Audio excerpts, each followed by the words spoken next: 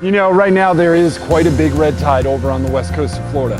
SeaWorld is prepping and setting for what could be a large number of animals coming in. This year, SeaWorld's rescue team has brought in 46 manatees. Out of those 46, 10 of them have been brought in due to red tide.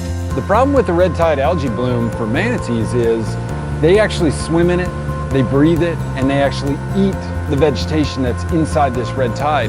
One of the things SeaWorld does, working in conjunction with Florida Fish and Wildlife Commission, is we try to be ready for the worst case scenario. We actually change our operational standings and start moving things to make enough space to allow every animal that needs that help to be here. Now, this cannot be done without our partnership from the MRP and also with Florida Fish and Wildlife. FWC is out on the West Coast working all day long right now, trying to get to these animals as quickly as they can. And as soon as they get them in hand, we start setting crews to bring them in here and start the intensive care to turn them around.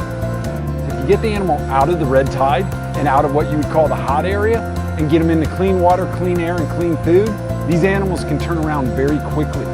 Most of them are already back in with other manatees, eating vegetation and doing just fine. SeaWorld's animal rescue team's on call 24 hours a day, 365 days a year, and when it comes to red tide or any of our manatees or any rescue animal comes in, if they need 24-hour care, then our staff's here to do so. We'll work around the clock for everything we need to help that single animal or the hundreds of animals that show up to us.